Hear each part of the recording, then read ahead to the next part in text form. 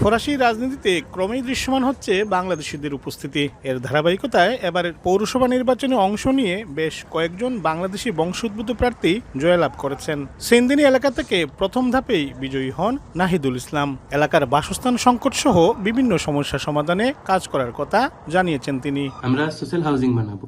সেনদিনীতে আর পেফিতে অনেক গড় building apartment কালিয়া আর নষ্ট। আমরা এই গড় নতুন করে সুন্দর করে যাদের পয়সা নাই, কাজ নাই, অগর বাড়ি নাই, আমরা বাংলাদেশের কমিউনিটির জন্য তাদের বাসস্থানের ব্যবস্থা করবে। অন্যদিকে স্থায়ী এলাকা থেকে দ্বিতীয়বারের মতো কাউন্সিলর নির্বাচিত হয়েছেন কৌশিক রাব্বানী। এখানে বিপুল সংখ্যক বাংলাদেশি সহ বিভিন্ন দেশের অভিবাসীদের বসবাস। তাদের সমস্যার সমাধানে কাজ করার অঙ্গীকার করেছেন তিনি। এই শহরে প্রচুর অভিবাসী বসবাস করেন, বিশেষ করে বাংলাদেশি বংশোদ্ভূত।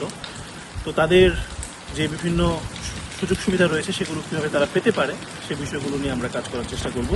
এদিকে ইভরি সুরসেন এলাকা থেকে নির্বাচিত কাউন্সিলর জুবায়েদ আহমেদ বলেন, ইউরোপে কট্টর ডানপন্থার উত্থানের প্রেক্ষাপটে অভিবাসীরা নানা ধরনের বৈষম্য ও বর্ণবাদের শিকার হচ্ছেন। এসব বৈষম্য দূর করতে কাজ করার প্রতিশ্রুতি দেন তিনি। সারা ইউরোপ এবং ফ্রান্সে চরম ডানপন্থীদের উত্থানে অভিবাসীরা বৈষম্যের শিকার হচ্ছে এবং বর্ণবাদের শিকার হচ্ছে। বাংলাদেশি নির্বাচিত অন্যান্য কাউন্সিলরদের এবং কমিউনিটি লিডারদের নিয়ে একসাথে যদি আমরা কাজ করতে পারি, এগুলো মোকাবেলা করা আমাদের পক্ষে সম্ভব হবে। এবারের নির্বাচনে 10 জনেরও বেশি বাংলাদেশি অংশ নেন, যাদের মধ্যে অন্তত 5 জন বিজয়ী হয়েছেন। স্থানীয়দের আশা, নির্বাচিত প্রতিনিধিরা নিজ নিজ এলাকায় জনগণের প্রত্যাশা পূরণে গুরুত্বপূর্ণ ভূমিকা রাখবেন। পৌরসভা নির্বাচনে এ তরুণদের বিজয় ফ্রান্স প্রবাসী বাংলাদেশিদের মধ্যে নতুন আশার সঞ্চার করেছে।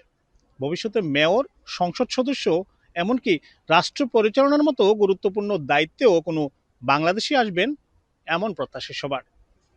মোহাম্মদ লুৎফুর রহমান বাবু, সময় সংবাদ, ফ্রান্স।